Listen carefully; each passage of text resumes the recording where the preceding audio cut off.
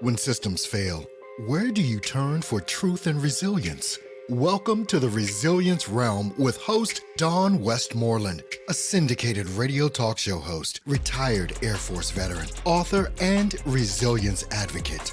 Each week, Dawn brings powerful voices, attorneys, mental health experts, veterans, and leaders sharing courage, boundaries, and real-world resilience strategies. Dawn broadcast on the Pacifica Network and WPVM FM LP 103.7 Radio Asheville. This isn't just a show, it's a movement for courage, ethics, and justice. Tune in Sundays at 10 a.m. Eastern.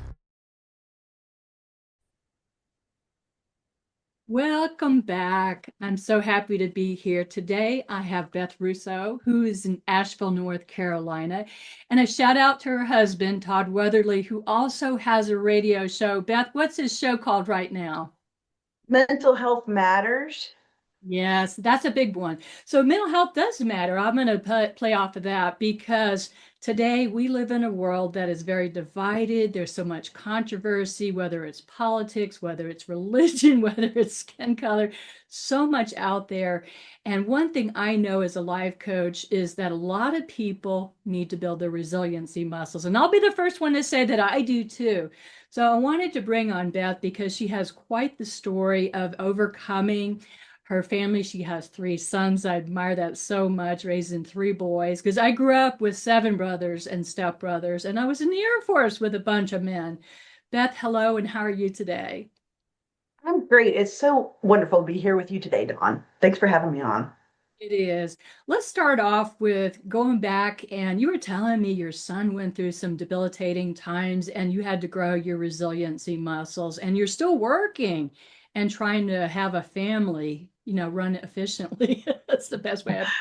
Not efficient it is, but I've certainly, I have an incredible kid. His name is Luke, and he was my second child. I actually only have 2 sons, but he was my second boy, and we found out in the 8th month of pregnancy that he had a skeletal condition at that point unknown that made both his femurs and humor bones about 20% shorter than average. And that day in the ultrasound office, my doctors and midwives were all at a conference. And I knew that the technician was being kind of vague about something, but I just was not picking up what she was putting down. And she said, finally, I'm calling your midwife so you can talk to her about this. She's at this conference. And my midwife said to me, and literally took me to my knees, how do you feel about your son having dwarfism?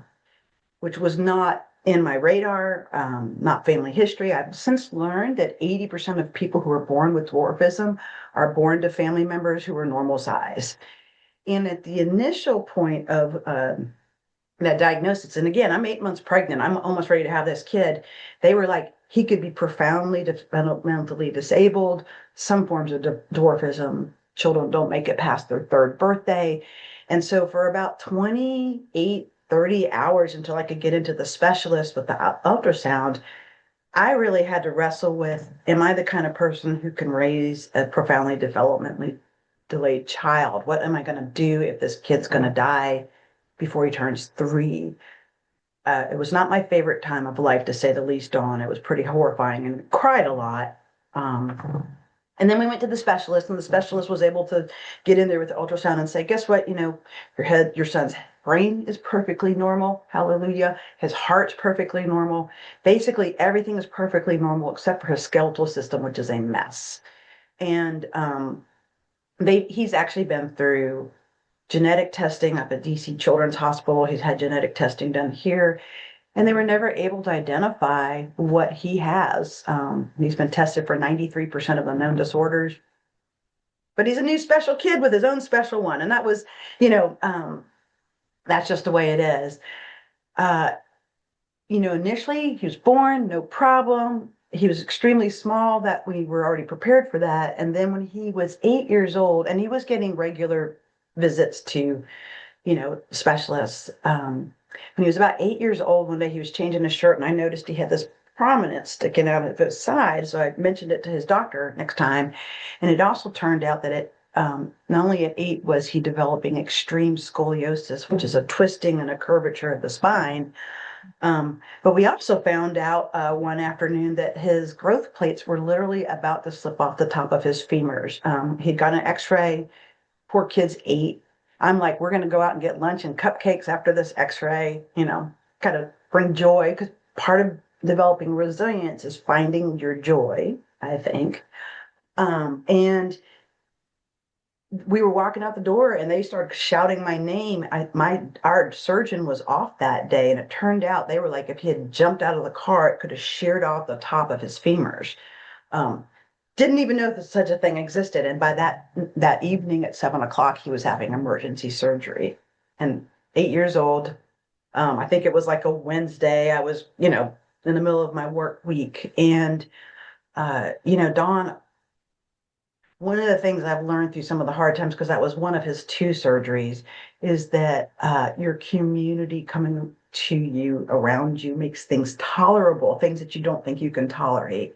And I think that's part of resilience too, is that when we are faced with a crisis, whether it's your kid having a medical issue or a devastating crime or financial crisis, we could list about 1,000 different possible crises for people. A lot of times our first response is to freeze and to think, I can't. And one of the things that helps you say, at least for me, to say I can, is having that support of my loved ones. And whether it was friends bringing food or family members just texting me, cards. My boss at the time, his wife was a chaplain at mission, and he made arrangements for her to come and sit with us. Those kinds of things are small little moments, but they really meant a lot to me at that moment. And that was, part of both my resiliency, but Lucas's too, because again, he was 8 years old. He didn't ask for any of this. He's just a kid. And I hope I can say this, but he's a badass, and he's been through stuff that would bring adult men and women to their knees. He had been through that stuff before he was even 18 years old. I can't imagine what you went through because, for fun, when I got out of the Air Force 21 years ago, I earned a horticulture degree. And one of the girls in my class had a son who was a dwarf. And I learned a lot about dwarfism from her. And sadly, she passed on a couple years ago with cancer. So you had help. I'm curious because some people have a hard time asking for help. Did you have a hard time asking for support and help and resources, Beth? Yeah. And I'm I'm a curious, military kid. a I'm hard a time. military kid, and we're used to like just figure it out, do it yourself. I'm Gen X. We were kind of the latchkey generations. We were really, I'm really used to like, oh, I have to do this all by myself. And actually I think that's a little bit of a character flaw at times, because I've had to humble myself to accept help and support. Because people genuinely wanted to give it to me and it genuinely was helpful. But I had this idea that if I took it, I was taking something that somebody else might need more than me. Isn't that weird? Do you think women have a hard time in general asking for help? I do. And I think, for us who've been in the generations where we've worked as norm, being a working woman's a normal thing for our age range. We've had kids, we have parent care work to do, we have community obligations, and we're really bad about, I think, taking more and more things on our shoulders until either we collapse or we hand off some things. Beth, we talked recently in the past week, and you said you wanted to address burnout in women. And that's so funny because later that day, I met somebody that's going to be on the radio show, and they're talking about burnout. I said, "Oh my gosh, do you know Beth Russo?" Yes, it was Jen Alley. You may know Jen Oh, Alley. yeah, I do know Jen. Yeah, she's abroad right now, but I just talked to Jen. And I said, what a perfect subject because women are always, always going, doing. And do you ever feel like you're not doing enough? I mean, I think so many women do. I mean, Yeah. even I do feel that way. Yeah. Certainly do. And I've also spent most of my career in either education or helping in nonprofit worlds, which are usually less resourced, more responsibilities added regularly with no increase in pay or help. So I think it is, our society has really created a wonderful I don't know, cauldron of burnout, particularly for women who are trying to excel in their careers, trying to excel as a parent and a wife or a spouse or a girlfriend, or maybe they're single and doing it alone, but they're still trying, then they're trying to hold multiple roles. They're trying to still support their community, take care of their health. I mean, I joked one day with somebody when we were talking about self-care practices when I was an executive director and was working 65 hours a week. And I remember the person saying to me, well, you just need to carve out this much time for your health and your sleep and your relationship and alone time. And I was adding up all the things that they wanted me to do in the 36 hours, in the 24 hours that I was all supposed to be working and sleeping. And I was like, this is 36 hours of stuff I'm supposed to fit into 24 hours. And somehow that's supposed to make me feel better. I do think our culture supports that. I think women tend to be helpers. I don't think only women are. And I think, I know that I'm 58 years old, so my experience is different than someone who's 28 years old. But I do think we've been conditioned for a long time to meet whatever the community's needs are and to meet our family's needs. And, you can see it when you're looking at caretaking. I can say that, I know that, at my kids' school, if something happened at school, they always called me, not my husband, that kind of thing. And so I think that we have a culture that loves to stack stuff on women's shoulders and we've trained ourselves to accept that load without help and feel like a failure when we can't carry it.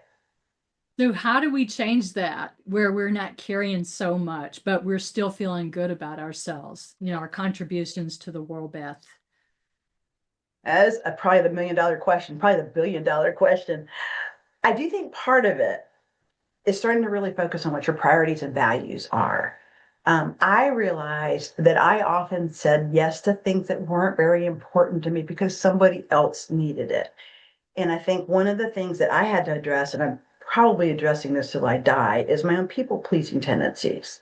Uh, And I think that's very intersectional with my military upbringing because I mentioned to you I went to 9 schools in 12 years. I was Real. always the outsider. I never knew the culture. I was always showing up in a school where everybody else had been to school since they were in kindergarten, and I started 4 weeks late as the weird one. So, wanting to please people, pretty natural survival skill, I think. And it really is just it's so built into women in all kinds of ways. So I think looking at your values and saying to yourself, do I really want to volunteer on this board? Just because, these people think I would be great. Mhm. Do I want to do this? Do I want to go out? Do I want to do this book club? Looking at your values and how you spend your time. This is a hard one too, saying no, and saying not yet. I don't like to say no, especially if it's a good cause or a good person or someone I really like. But I just Mhm. can't say yes to everything. And so sometimes what I tell people is not yet. It pushes the maybe the yes or no later on. They know I'm still caring about what they're doing, but I'm not adding to my own workload. And then I think two other things. One, learning how to say no related to what doesn't fit your values or your goals. Um, I get asked, I don't know about you, but I'm asked to be on boards a lot. And I used to always say yes because I wanted to be helpful. And now I say no, or I'm going to think about it for 3 months. And if it's not in alignment, it's easy for me to say, nope, this is just not my passion. I'm not going to do it. I don't need to worry about building my resume. I don't even know how much that really helps your resume, to be honest with you. And then boundaries. That's a hard one too. Boundaries is a very good subject, and I love the people pleasing. Let's touch on boundaries. I can't wait to hear you. I think it's so.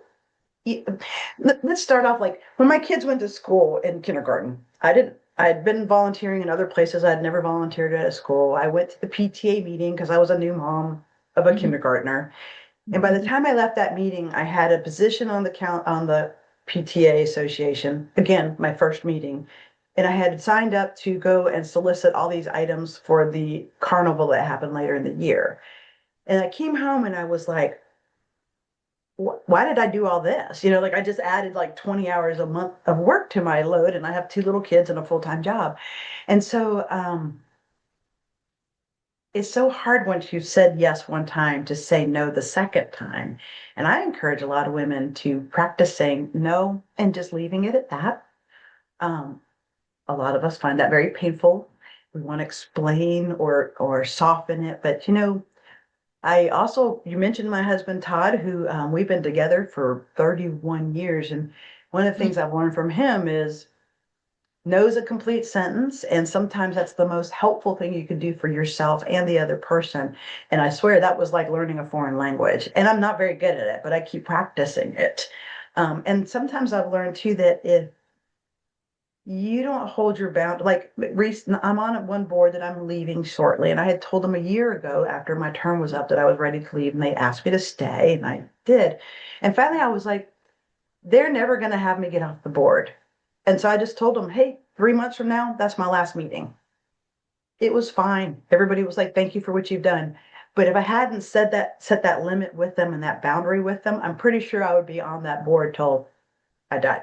And You were an same thing. asset. Yep. But just, I think it's so common. It's just so easy to say yes. And again, if you're good at stuff, usually you get asked even more. And if you're not careful, you say yes to everything, and then you're not good at stuff because you can't do everything to as high of a quality level. Mhm. Beth, you're a go-getter, you're a high achiever, and I've really gotten to know you in the last couple of years through the radio station, and I've known your husband a while back through different meetup groups and such. And I want to ask you, how do you start your day to set the tone for your day? Because you're on boards, you have commitments, you have family, and I made your family bigger than I should have. I think what I thought was one of the sons is probably a friend in a picture I've seen.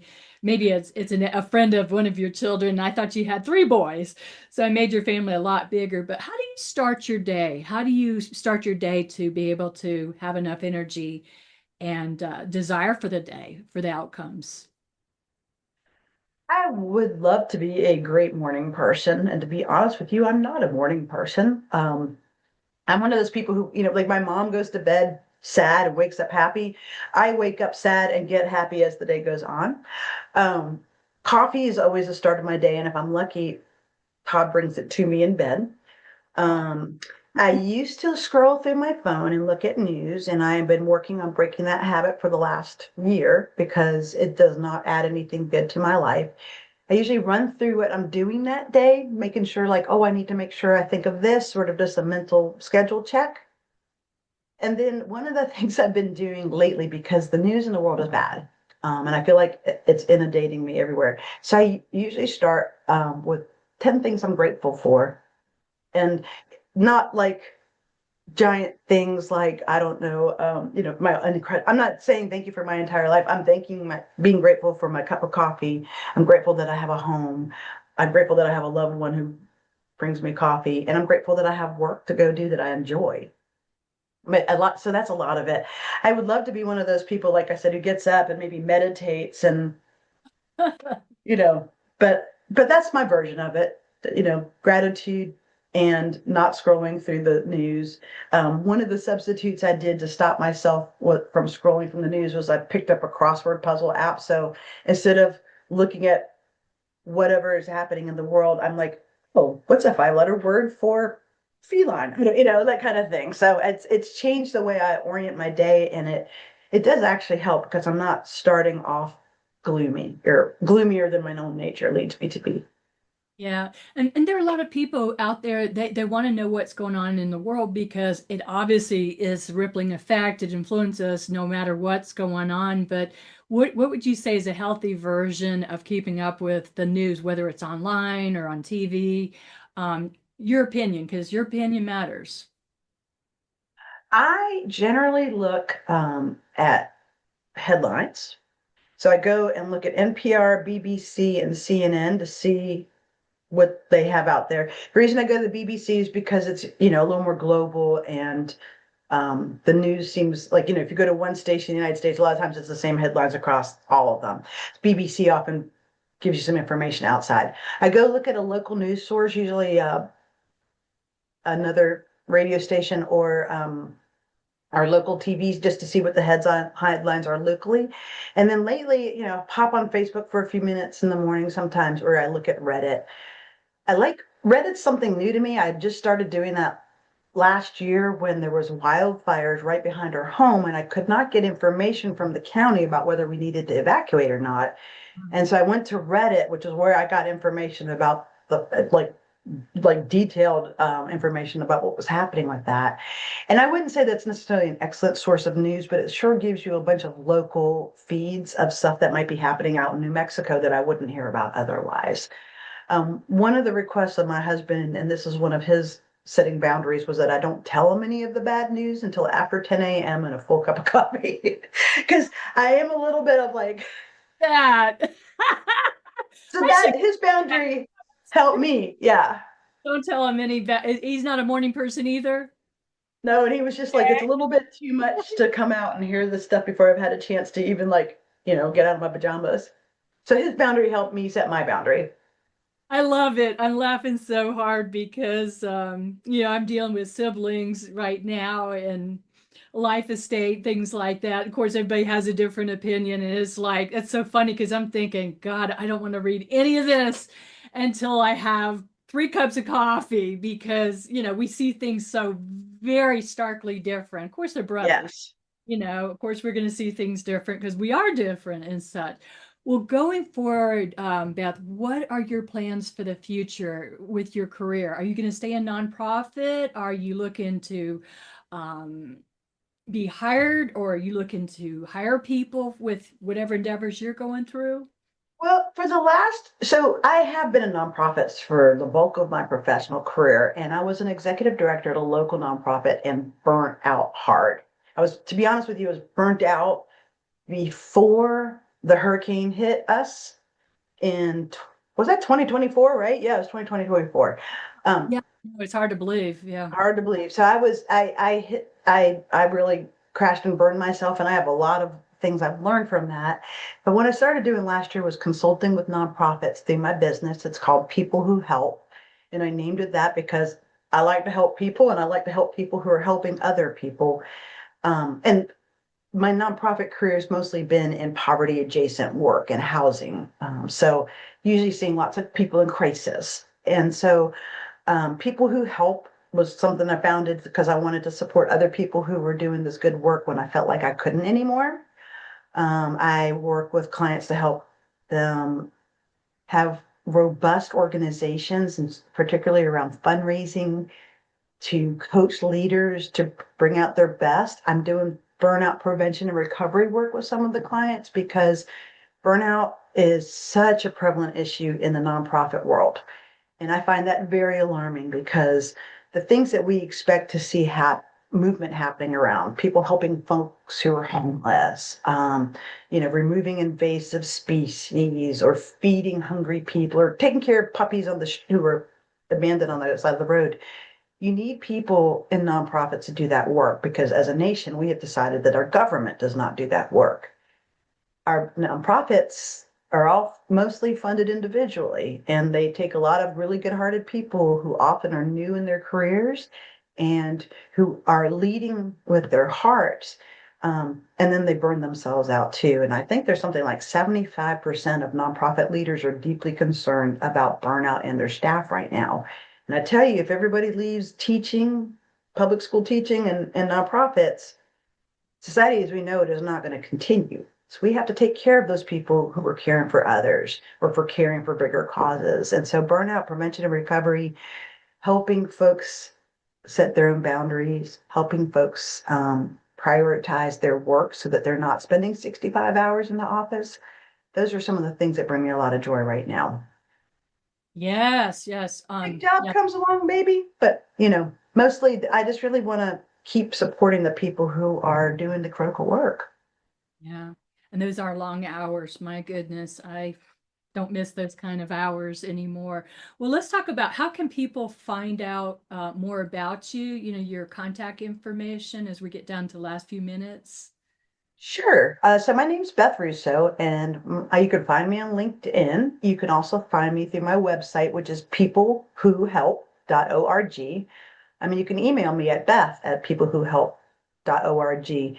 And I always tell people, because I have people who have reached out about a lot of fundraising consulting, burnout consulting, that kind of thing, and they're worried about taking up my time.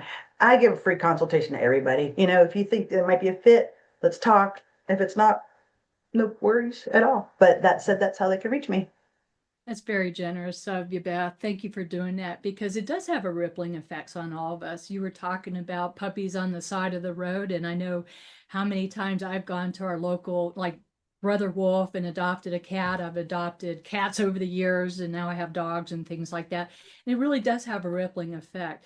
So somebody listening in and they know somebody who's working a nonprofit or they're in a nonprofit and they're starting to experience burnout, what would be your first thing that you would address with them?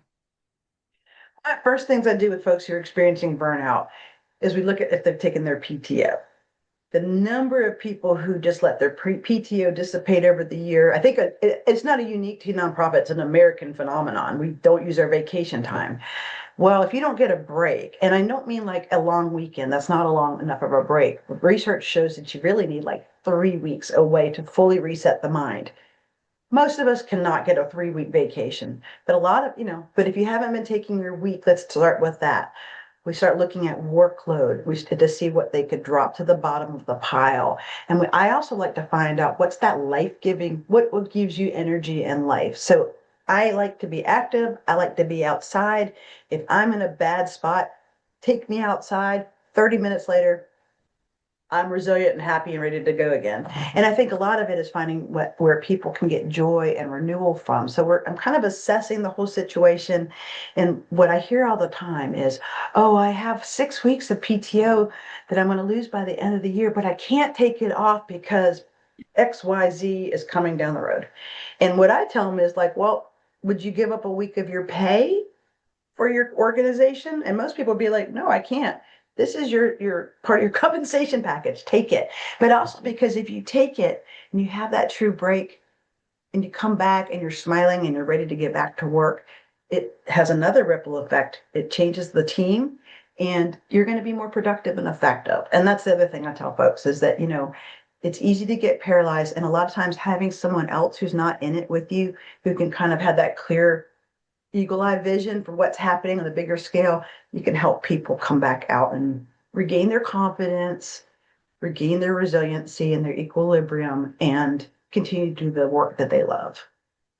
Beth, I'm really glad you talked about PTO, personal time off. And I'll tell you why, because, as I said earlier, I've been an HR person for 33 years. And I can go back to my time in the Air Force. And I did love him. He was a boss named Greg. I won't say his last name, but Greg was a workaholic. And he would actually come in on his leave and still work. And he would tell us his wife didn't want him around. And like, we don't want you around either. We need a break from you. But but it taught me a lot of things. It taught me that that's what I might have to do when I become a supervisor. That's not a good example. And I can even step back and push that back years later when I was a supervisor and I'd eat at my lunch desk and I would get scolded by people, my mentors above me, and they're like, do you see what kind of tone you're setting for the people underneath you? Oh, become a supervisor or superintendent manager so you can work at your desk during lunchtime every day. And I needed that kick in the butt. Beth, I needed that. And that taught me something that, we're always on parade, never know who's watching us. So as we're down to the last minute, do you have anything that you want to add to this conversation? Well, life is short. It goes by fast. And I think most of us have a purpose here. And I think if you can spend a little time looking at your purpose, what brings you joy, and where you can be effective, your life is just, quality of life is just better. I really believe my purpose is to make the world a better place. And so that guides a lot of my decisions. And it gives me a lot of energy that I need to do that work. I think the other thing I want to mention is we started off talking about resilience and we've kind of talked about many things, but resilience to me is a muscle. And, if you've ever gone to work out for the first time after being sedentary, that's usually a pretty difficult workout those first few times. And you come home and you're like shaking and you can barely stand up straight. Same thing with resilience. You'll have a crisis that faces you and you think, I can't possibly do this. But as you continue to lean into it, to find your strength, you can. You can. Thank you so much, Beth. All the best to you as you go forward. I know you're going to be a huge asset to many, many people. I have to say congratulations to you and Todd, 31 years in marriage. That's incredible in this time and age. Can't wait to see where you go next. To listeners, stay tuned, stay empowered. Remember, the choice is always to be empowered, disempowered. Choose wisely and be well.